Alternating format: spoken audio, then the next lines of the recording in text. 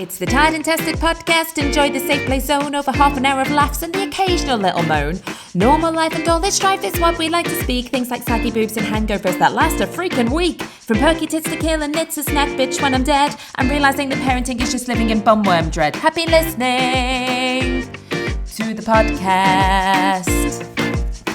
Welcome to episode 1 of the Tried and Tested podcast with me, Sophie McCartney. Now, podcasting. Everybody said to me, Sophie, you've got to get into podcasting. Podcasting is where it is at because apparently lots of you lovely people very much enjoy listening to other people just waffle on for hours on end while you're doing mundane tasks around the house like cooking, cleaning, going to the loo, I don't know, maybe doing other things in private, solo activities. I thought, well, do you know what? Why not have me come in your ears at the same time? Now, what to expect from this little podcast of mine? In all honesty, I don't have a clue yet. We're just going to kind of see how we go. But I imagine it's pretty much going to follow suit of me whinging about how tired and tested I am a lot of the time. It's for parents. It's not for parents. For people maybe thinking about becoming parents. It's for people who enjoy listening to other people chat shit. And I'm very good at that. So you guys are in for a treat. But I thought, you know what? You don't want to listen to me chatting shit on my own. I need to outsource for some help here. So who have I brought in to chat shit with me? Well, her name is Lucy. She has a fringe. Some of you may know her as Lucy with the fringe. Hello, Lucy with the fringe. Hello, my fellow talker of shit. It's a life skill. What can I say? What can I say? Now, Lucy and I are going to do a little backstory. We go way back. We have known each other for donkey's years. Dare I say it? 20 years or something like that? I mean, not to age us horribly, but about 20 years. Yeah, 2007. And my favourite story about Lucy with the fringe is that I used to be her manager at work. We used to work together at PR. Don't sniff at me. I came in before you. I was your boss, bitch. Okay. I was one step ahead of you. I was one peg. And we used to work in a PR agency. And one of the things that I made Lucy do as my junior was dress as a giant foam fish finger. And then I sent her around all the broadcasting houses of London in a blue morph suit, but with just like a 6-foot crumbed rubber foam bit on top, and I had to watch her waddle up the steps of the Capitol Radio building. So that was a personal career highlight for me. Was it for you, Luce? Actually, I'm just going to correct you there. You didn't watch me waddle up the stairs of the Capitol Radio building because I couldn't, because the fish finger outfit came below my shin. Therefore, I couldn't get my legs. I couldn't get my legs high enough to walk up the steps. So I stood at the bottom with the lovely bouncer man or the security guard. It wasn't a club, was it? It wasn't like a really exclusive club. Your name's still on the list, fish, get out. Yeah. So I'm stood at the bottom of the stairs, like, hiya, to the really awkwardly with the security man, while you sort of like pranced up in your beautiful outfit, looking all gorgeous with your fish finger butties. Yeah. Just flounced out my Addison Lee that I had to unfold you out of to get you out, kicked you to the curb. So we've had a lot of memories. I'm pretty sure she's still got some beef and some fish with me. So here we are now. Luce, you are very tired and tested this week, aren't you? Because your lovely hub has abandoned you, hasn't he? He's gone off on a world tour and left you behind. So my husband is a tour manager, so he's away, and his job is being away. And I've got a small baby. Well, he's not that small. He's 7 months, and a 3-year-old. And I'm doing a lot of solo parenting while he's like flying around the world. Gallivanting.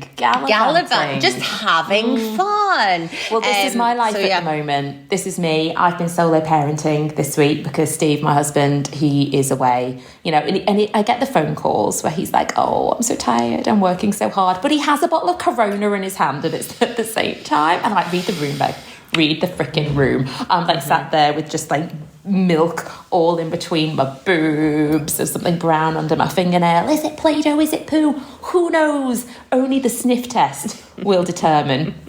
So yeah, I'm bloody knackered. And you know what? When he goes away, and I don't know why this happens, and he goes away quite a bit, but every time he goes away, life just goes to shit. Life just goes to shit. And this never happens if he has the kids and I go away. Everything's rosy, mainly because he has his mum up at the same time, just saying. But everything is rosy, nothing goes wrong. The minute he steps foot out of that door, gets on a plane, nah.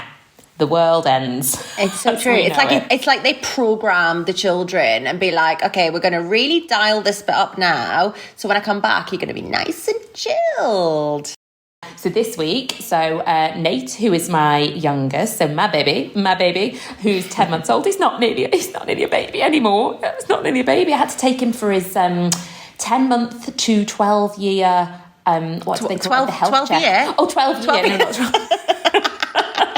That's quite a long period of time. Okay. You can get away with a lot in between. They don't really bother checking up on you in between 10 months and 12 years. Anything goes in that time whatsoever. It's absolutely fine. No, 12-month checkup. And I got really sad because he wasn't a newborn baby anymore, and that really upset me. Anyway, we went to the clinic appointment. He's very advanced, by the way. He's very advanced. He's extremely gifted in picking up a piece of string with his thumb and his index finger.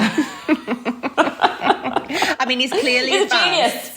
He's clearly advanced if he's going for a 12-year checkup at the age of 10 months. So, and at the age of 12 years, he can only pick up a piece of string in between his thumb and his finger. Freaking genius! I'm just putting it out there. Do you know what? I think we should celebrate every little win at whatever age, right? What job can you do with your thumb and your forefinger? I don't know what that. Puppeteering, telling people that they're constantly too loud and they need to turn it down. Oh yeah, turn it down. Turn it down. Tester of cervical mucus. Egg whiting. Egg whites are in. The egg whites are in.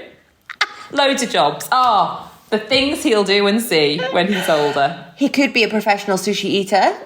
He could get in the chopstick action. Yes. Love that. There we go. The world's his oyster. The world's his oyster. Don't you find though? I find so with Jez being away at the minute, I find the most stressful part of my day. I mean, it's heavy. I don't know how single parents do this full time. I know that he's coming back. He might be away for a while, but I know he's coming back. Well, hopefully. I've got so much but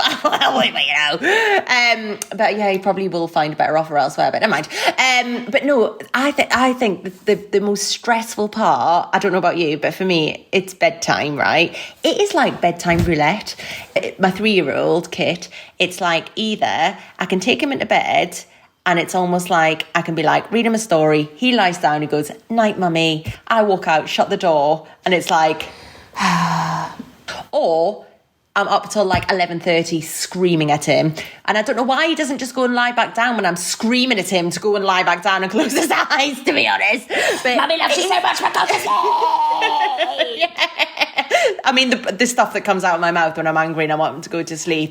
But bedtimes and bath times, it just seems to be absolute prime time for dicking around, doesn't it? Now, I don't know about you, but my kids at bedtime, they get phantom illnesses. And I hope they're phantom, otherwise I'm going to, again, sound like a really awful person who doesn't care about their children.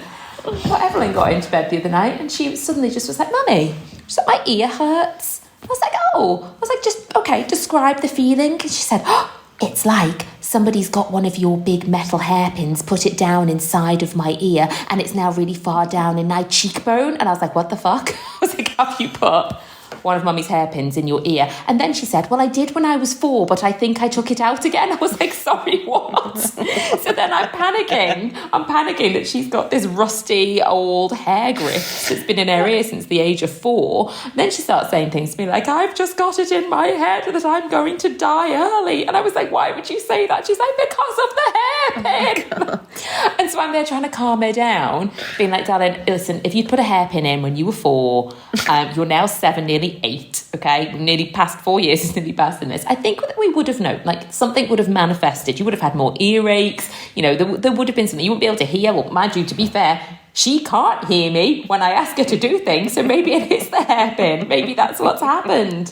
Anyway, so I talked her down off the ledge and then went out the room and panicked and Googled, like, what should I do if my child has inserted a hair clip inside of their ear? It's fine, but it's fine. I don't think there's one in there. But yeah, we had that. So she has that. And then she gets a lot of tummy aches, but the tummy aches only seem to manifest themselves at bedtime. So she won't have one during the day. She won't have one at school time. But just as I'm walking out of the room to go and watch Sex Life on Netflix, suddenly then she will have a tummy ache. And it'll be because, Mummy, I've had a banana. Will you like bananas? No, Mummy, every time I have a banana, I get a tummy ache. I'm like, well, oh dear God, I've been feeding you bananas since you were 1. And this is the first I have heard of your mythical banana stomach ache. It's mad, innit? Have some Calpol, shut up, go to sleep. Fine the next day, absolutely fine. But do you know what? It does kick off my anxieties that I have around the kids and health. I know that you're with me on this, because generally whenever something's wrong with the kids, and I know you do it to me and I do it to you, but there will be the stream of WhatsApp messages going, oh my gosh, what should I do? Has yours ever done this? And it's like, bam, bam, bam, bam, bam. I'm on Dr. Google. Step away from Dr. Google. Man, it sends me absolutely west. So Nate actually has been in A&E this week. This has been one of our main things that happened while Steve was away, the absolute shit show that went down while he's gallivanting away with his corona in Germany, eating a sausage in a strudel. I don't know whether that's an Austrian thing more than a German thing, but I imagine it crossed the border, maybe. I imagine there's been some strudel transfer. I'd take a strudel and a sausage, to be fair. Yeah. I'd take a sausage in my strudel. And then, so Nate he'd had a bit of a cold, and then he had weird breathing, and then he started kind of doing this weird head bobbing thing, and he was sucking his stomach in under his ribs, and they're red flags for respiratory distress. And so off we went to A&E. But that massively has then set something off inside of me that feels the need to obsessively check any ailment that the kids might have. And it took me right back to just after Nate was born. He had a really snuffly nose. And I know babies get the snuffles, don't they? They have this newborn snuffly thing where they're just like, and they're just like little baby pigs / zombies from The Walking Dead. And you're like, what is this? Nobody told me about this. And I absolutely got it into my head that he had an 18th century illness. I thought he had syphilis.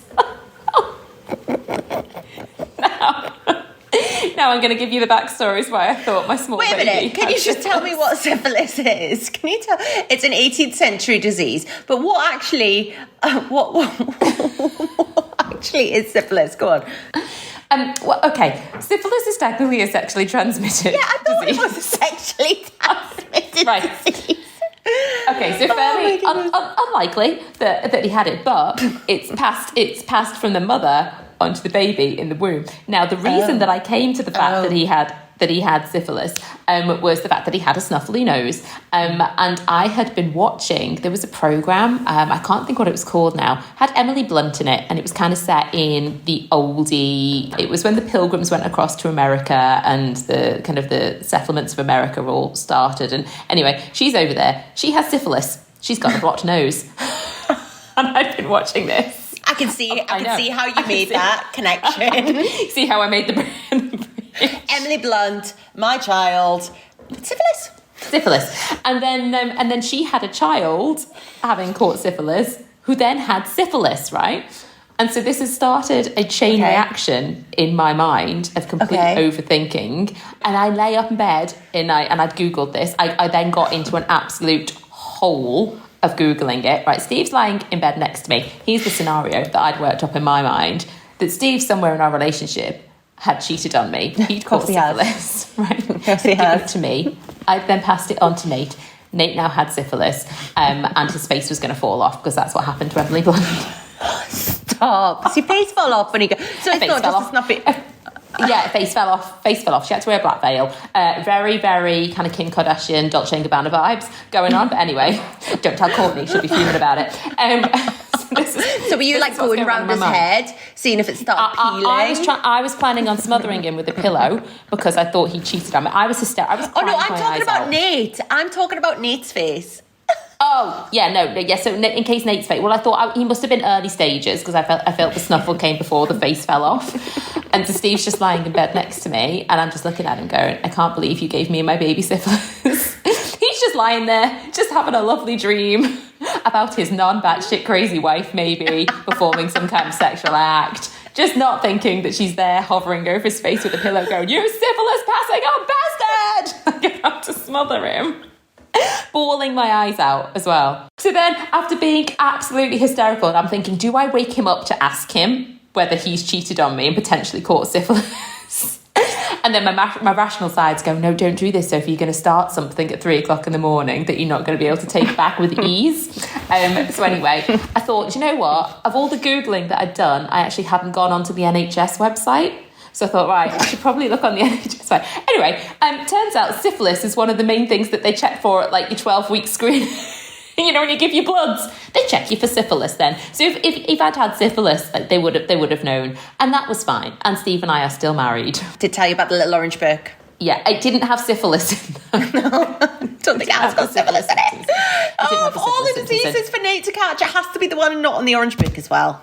Do you want to explain? I haven't heard about the Orange Book. Basically, it is the Panicky Parent book, isn't it? Go on, fill everyone in on the Orange Book, because I didn't know. Yeah, so the Orange Book. So it was actually when Kit was a baby. I took him to the doctors, got to the doctors. He was fine. He was absolutely fine. And she's looking at me, and I think it was in COVID times that you weren't meant to go to the doctors if it wasn't serious.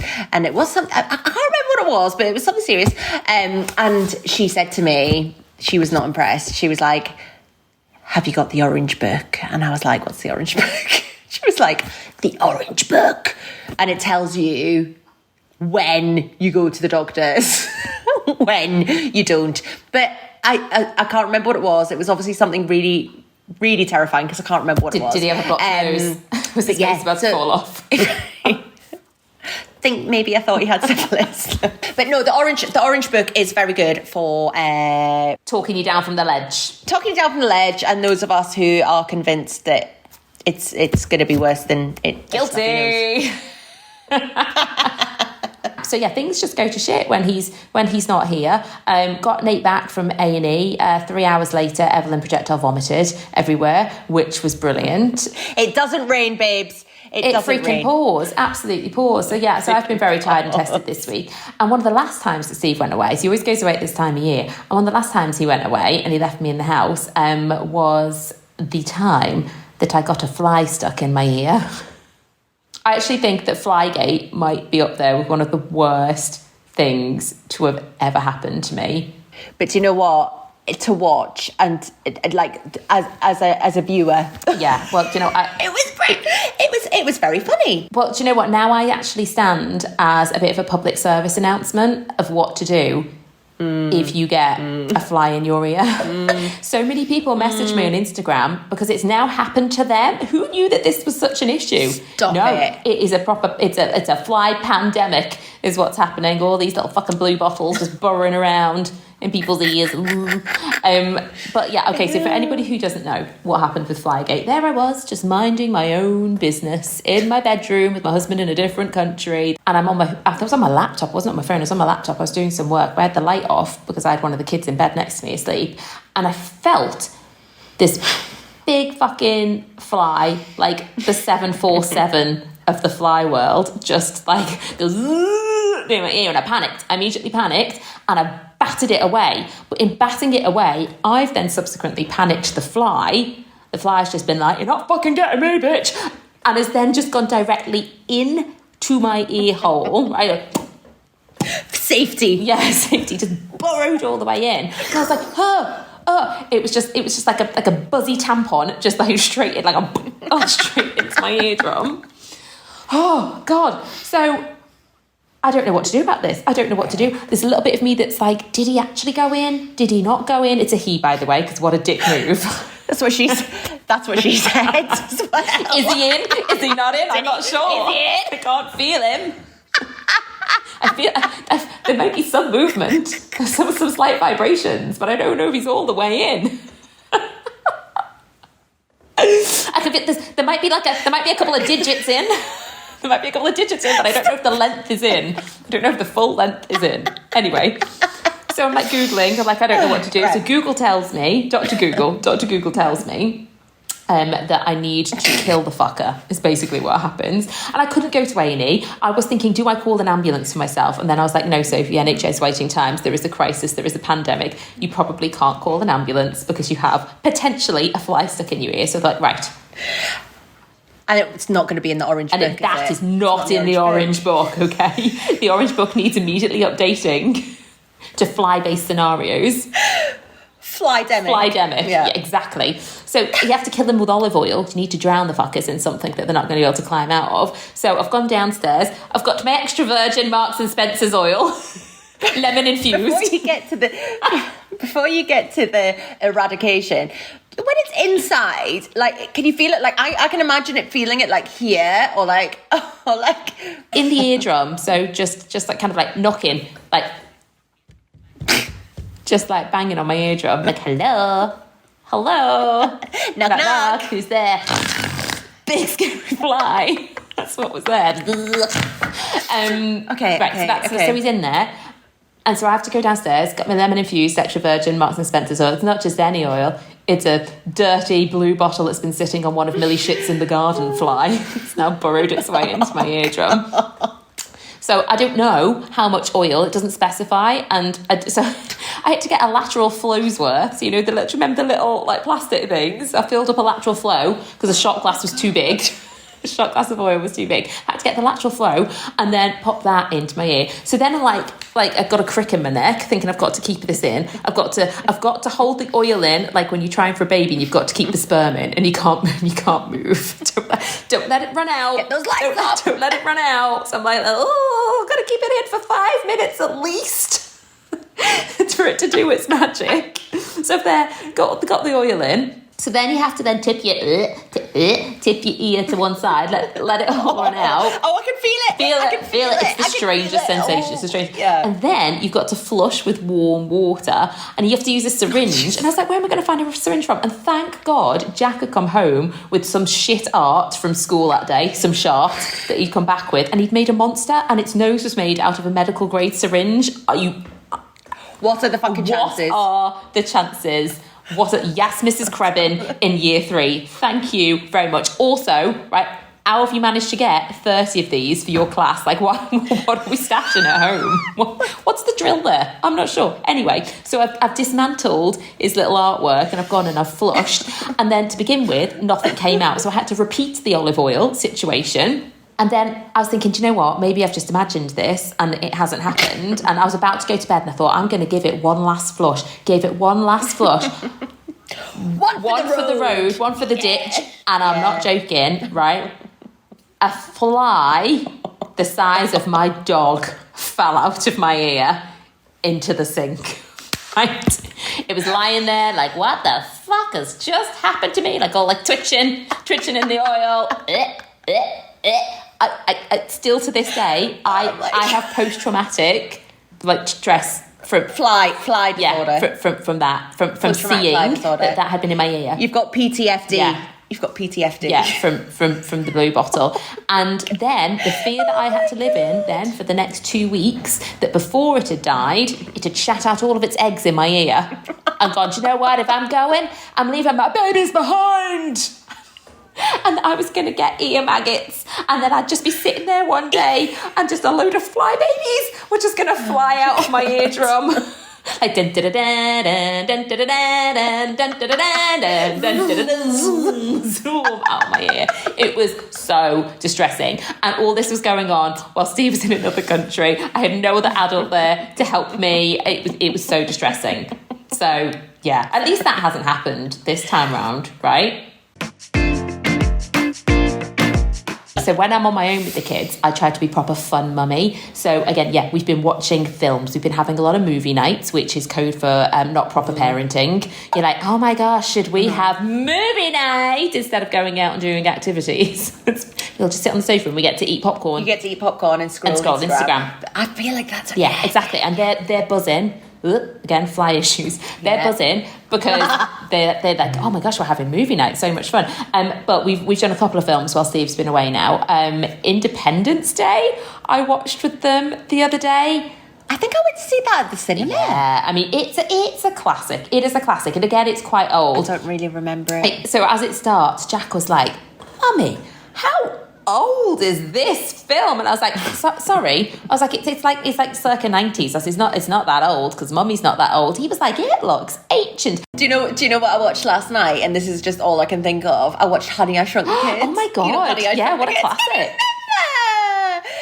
with Wayne Selinsky. Hey, Selinsky! But you know, when they're in the, because they get chucked at the backyard. Yeah. I mean, surely everybody listening to this will have seen Honey, I Shrunk the Kids. I can't eat Cheerios. Classic. I can't eat Cheerios without checking the middle to make sure a child's in there.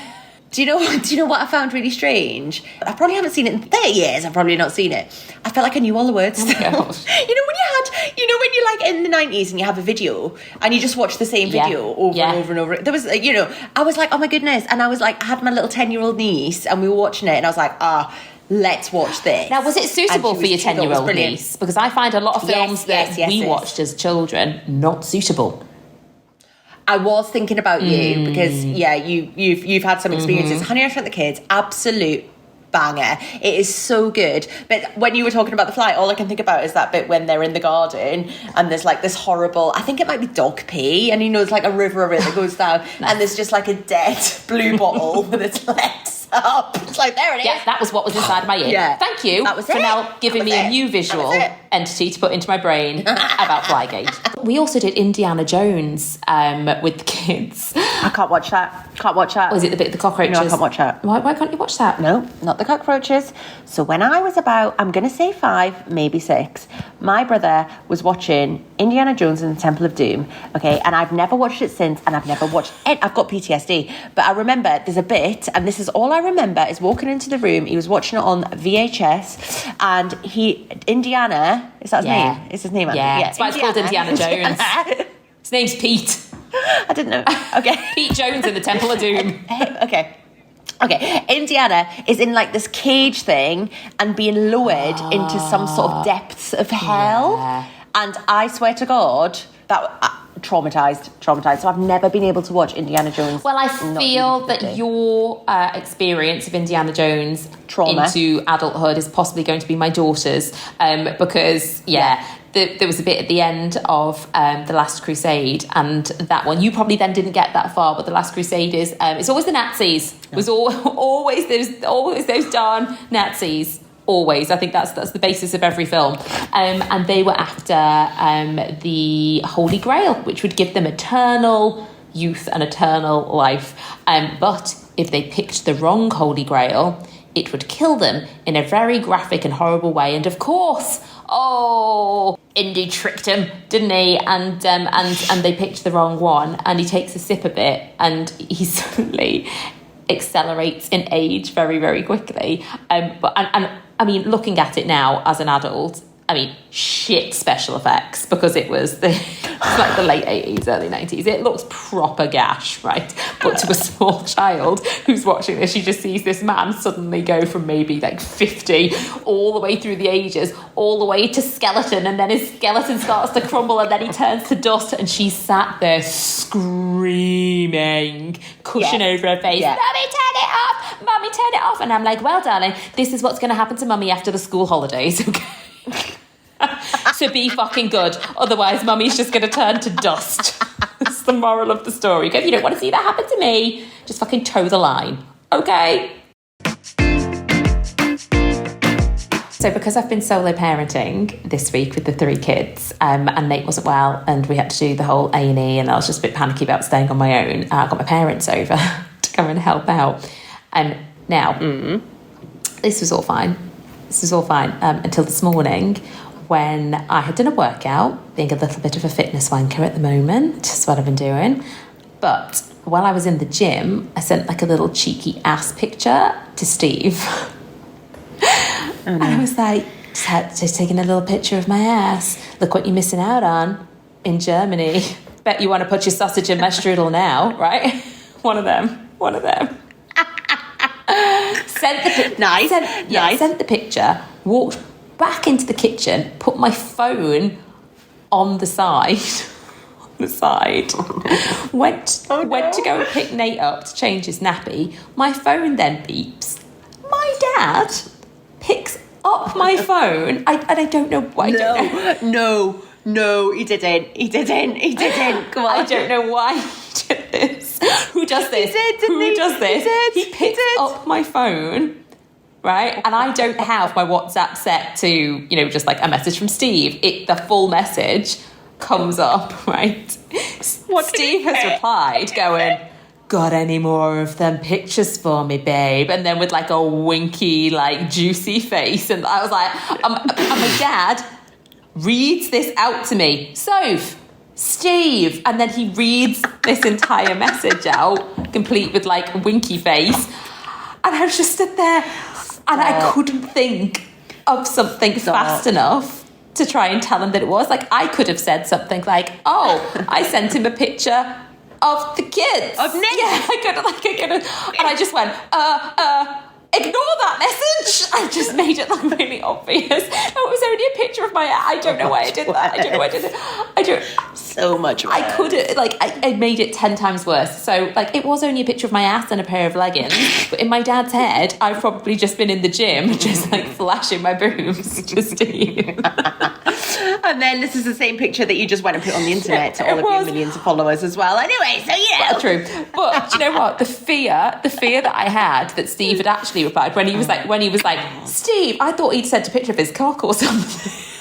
He just sent my dad a dick pic or something, and my dad was going to be like, Can you Steve, actually imagine? Can you actually imagine? Oh, my blood went cold. My blood went cold. It was so awful. It was so awful. God. Oh my goodness. Yeah, I mean, there's a reason that I don't send naughty pictures to my husband. Did you not? One is because I don't have the bod for it, babes. No, Babe, no. Shut up. My body says she's got a good personality. She's got a great face for a podcast. Yeah, exactly. No, but I'm not body confident, and also I'm far too immature for that shit. Like, no, you've got to embrace your body. Your husband loves your body. I know. Your husband loves your body, and you should be proud of your body, babe. Get it out now. Get it.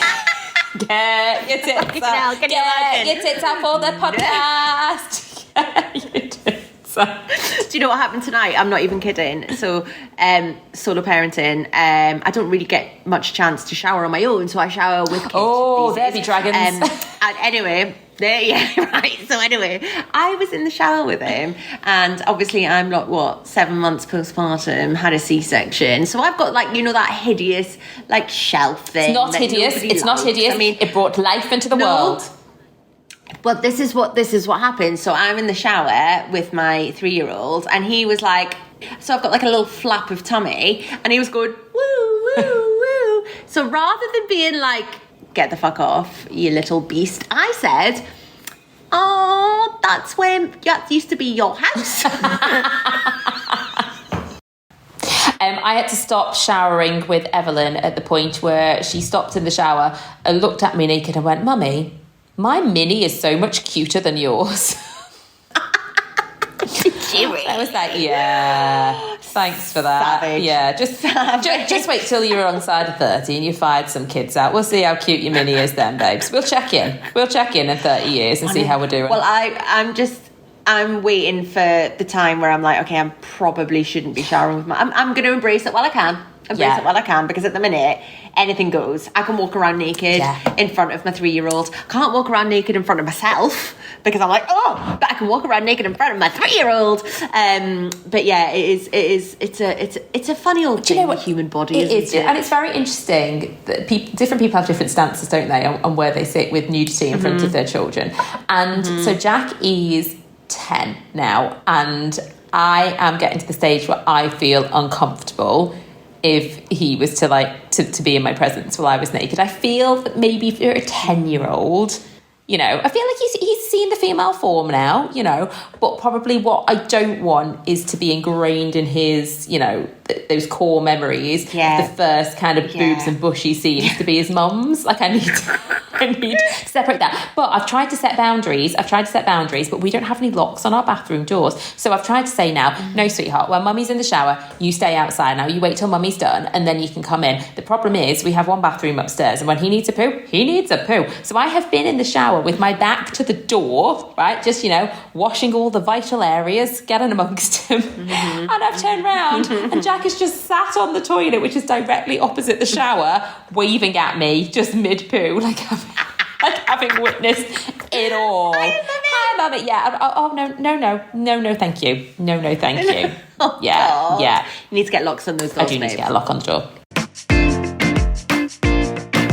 Do you remember when we first had phones and you got charged for it was like 15 pence for a text message? And remember we sat down and we were like, right, if our WhatsApp, if we were being charged as we were in the early noughties, a day between us would be like 45 quid. That's more than that. They were like, we don't send that many messages. And then we want us to do like 100, 200 a day easily. And I'm one of these people, and you're the same as me. And this actually, I've discovered, winds a lot of people up.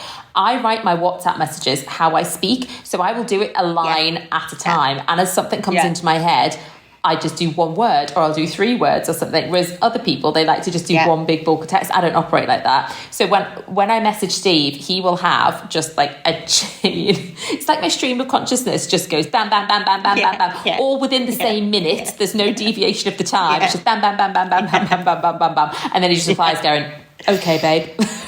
So that's whatever I've said. Well, whenever my phone goes off and it goes bing, bing, bing, bing, bing, Jez is like, Sophie's messaging you. Doesn't even look. But then I am also Sophie's messaging I am also a prolific voice note wanker. Yes, you are. So am I. Night, Dad. John's just come in to tell me he's going to bed. Night, Dad. There he is. Night, John. I don't know why you're whispering to me now, because we all know that you're here. Just speak. Nate is a little restless. Nate is a little restless. Are you going to go up if Nate's a little bit restless? Yes, lovely, thanks. Okay. Oh, now Steve's calling me. Right, hang on. Oh, God, it's all going on. Hang on. Get rid of him. Ask him if he's got syphilis. I don't think that's going to go down well. I don't know how to turn him off. Well, I'd turn him off probably on the regular. Are you still there? I can't see you anymore. That was all happening at once, wasn't it? All the men in your life. I know, yeah. He's just checking in that I wasn't sending any dirty pictures to my husband. God, no, Dad, don't come in.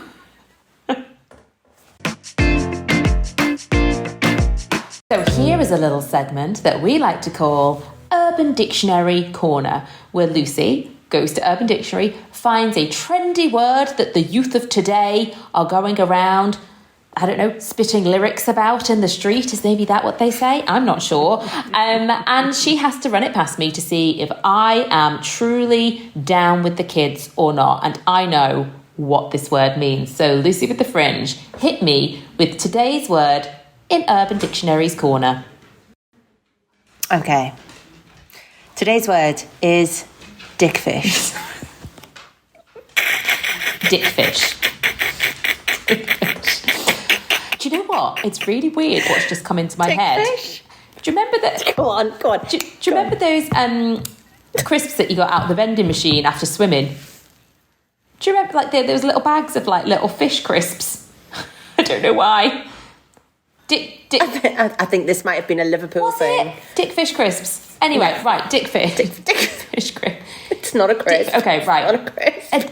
I am going to go with, I think a dickfish is like a catfish, whereby online, maybe when people send dick pics, they maybe use other people's dicks. You fucking got it right. Shut up. Have I got it right? Oh my God, I am so down with the kids. Use that one because you got it right. You got it right. It's the act of sending a false dick pic that is bigger, less ugly than your own, with the goal of impressing a girl and hoping she doesn't notice the difference. I love this. But do you know what my favourite bit of Urban Dictionary is, though? Like the example. Hey, he totally dickfished me. It was definitely not the same dick from the pictures. I've never had a dick pic. I'm really do you know what, right? And I'm an awful feminist. And I don't know if I'm happy or sad. Yeah, well, see, I don't know if I'm happy or sad about it. I've never had a dick pic. This is where I sit. I'm an awful feminist, right? Because I see all these women online and they are so, you know, they're doing their thing, trying to stop all these men sending these pictures, because they constantly get harassed and sent all of these pictures. And then I'm sitting there going, I don't get dick pics. What's wrong with me? Why doesn't anybody want to send me a dick pic? I've never. However, I do remember, I don't know if it's something that happened in like more recent years, because obviously you've been with Steve for a million years. Yeah. I've been with Jez for 11 years, and it was like online dating, like Tinder, and like, I don't know if dick pics, it probably cost about £1.50 to send a picture message. Imagine, back. and how long it would have taken to download the dick pic as well. Also. It's coming through tomorrow. I did get one. I did get one. And I say one, actually, it was a string of about 3 or 4. It was ages ago, and it was on Facebook. And it was, and it was old school, wasn't it? It was a Facebook dick pic. It was probably where a pensioner who was 75. Anyway. Hang on, what? It was... You got a dick pic on Facebook? I know. It's like the uncoolest way to receive one as well, isn't it? Do you know what I mean? But I opened it up, and it was... It was the tiniest dick I'd ever seen. It was like, do you know the little mushrooms that you get in the pick and mix at the cinema that have got the little coconut edgings? So like really tiny. That's what it looked like. And why would you send that? I know. And do you know what? And his lighting was awful, and he wasn't helping himself. So I sent him back some pointers. As a content creator. I was like, babe, what we need to do here, okay, is we need to get some good lighting. We need a ring light, okay? If you go on Amazon, they're only about £50 to £60, okay? You can get one. Maybe wait until Amazon Prime Day, okay? Treat yourself. Get your ring light. Your stance. You need to work on his stance. He had his shoulders forward. He was standing at an angle, so it kind of made it kind of look like it was inverted. I was like, you need to set your hips forward, thrust it out a little bit, okay? Maybe do a bit of contouring. So maybe get a good bronzer. Like paint around the outside. Contour the cock, right? Around the outside. Cock-touring, yeah. Around the outside, right? So it kind of draws the attention. Maybe get a little bit of highlighter on the middle so we're illuminating it. For one. I was like, you just need to help yourself, okay? And then also run it through Instagram, Paris the shit out of it, and then save it to your phone and then send it on Facebook. You're welcome. How to be a content creator by Sophie McCartney. That's how you get those likes. Right, I'm gonna do one another more. Evidence, right? This is one especially for you, because we love a marg, don't we? We love a marg. So, right. Tell me what you think a margarita toe is. Sorry, right, you're incredibly Geordie. A margarita what? A margarita toe. Toe? Toe? Yeah, a margarita toe. Sorry, you said as in, how do you say toe? Say it. Toe. A toe. A margarita toe. A margarita toe. A margarita toe. Ooh. Toe. Interesting. Yeah, what do you reckon it is? Okay.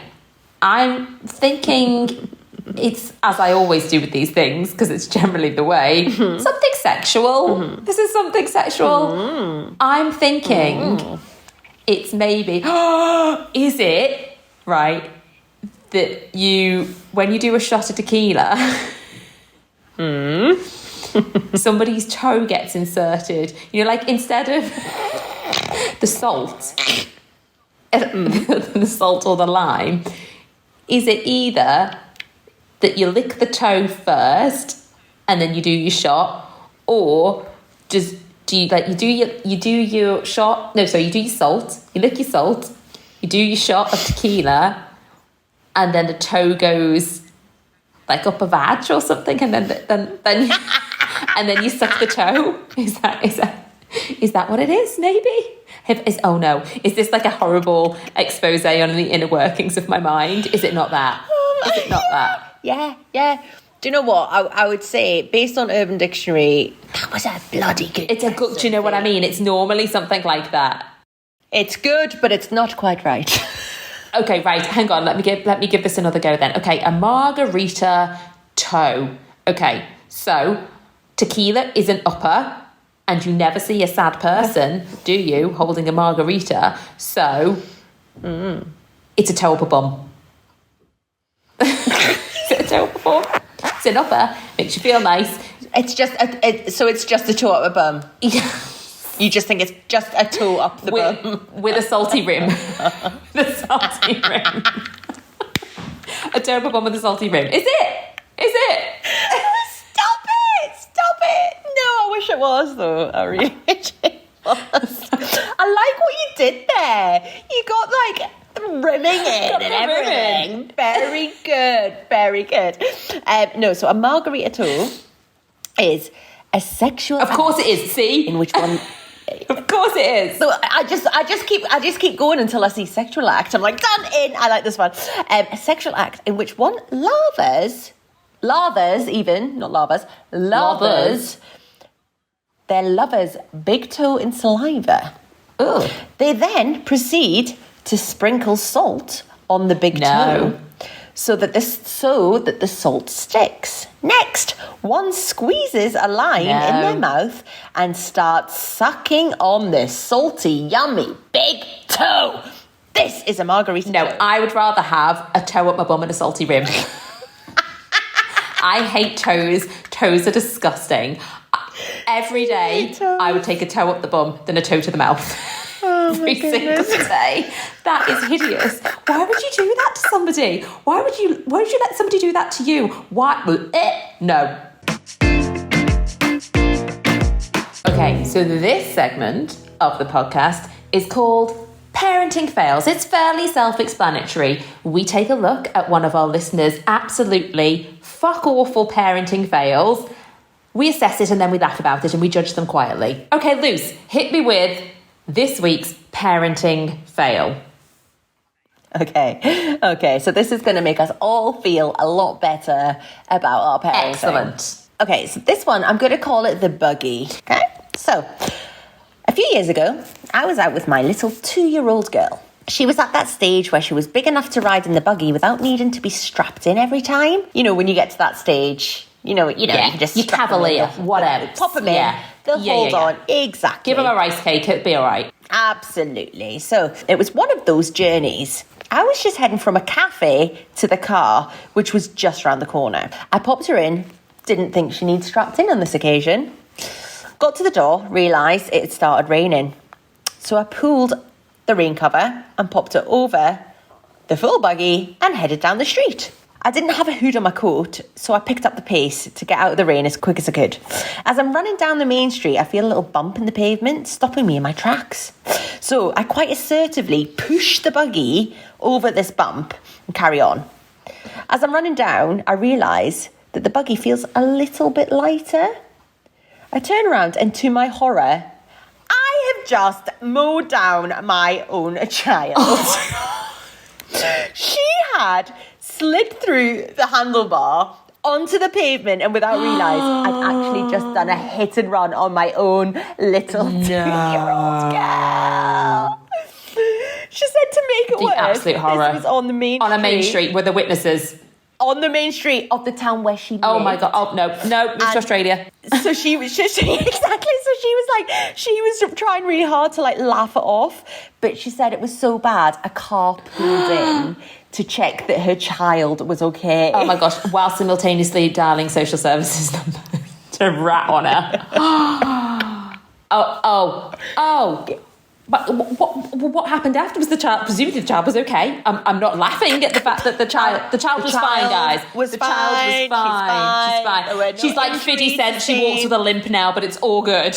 Hitting and running your own child with a buggy. I feel substantially better now about letting my children watch the stripper scene in Independence Day. I feel like a grade A parent now in comparison to just mowing my own. It's the fact that she hit the child, and then just went over it again with a bit more force. It's like, oh my gosh. Yeah, just give it a good ram. The pavements here are awful. Must have a word with the local council about what my taxes go on. Boom. But also, she's obviously really worried about her hair getting wet. She's like, oh, come on, I know my hair's going to get wet. No, it's going to start going frizzy. Quick. I imagine a lot of money was thrown at Haribo to just shut this kid up about telling Daddy when she got home about what Mummy had done to her. Man, bad times. Lesson learned. So the lesson from this week's Parenting Fail is always strap your kids in, even if you don't think they're big enough. Always use a strap on. Always. Oh my goodness. So we want more of these, We do want more of these. We do want more. We want your fails to make us feel better about our own parenting fails. Absolutely. If you too have a parenting fail that you would like to share with the group, think of it as therapy. Lighten that load. It is cathartic. Make yourself feel better and also everybody else about their own parenting abilities. Send that in to tiredandtested@acast.com and we will read it out completely anonymously and have a good old laugh at your expense. Sharing is caring, and we promise we won't rat you out to social services. So that's it for this week. Join us next week when we will be back with more tales of parenting, woe, Urban Dictionary, and of course, your epic fails. Hit the jingle! It's the Tired and Tested podcast. Enjoy the safe play zone over half an hour of laughs and the occasional little moan. Normal life and all this strife is what we like to speak. Things like saggy boobs and hangovers that last a freaking week. From perky tits to kill and knits a snack bitch when I'm dead. I'm realising that parenting is just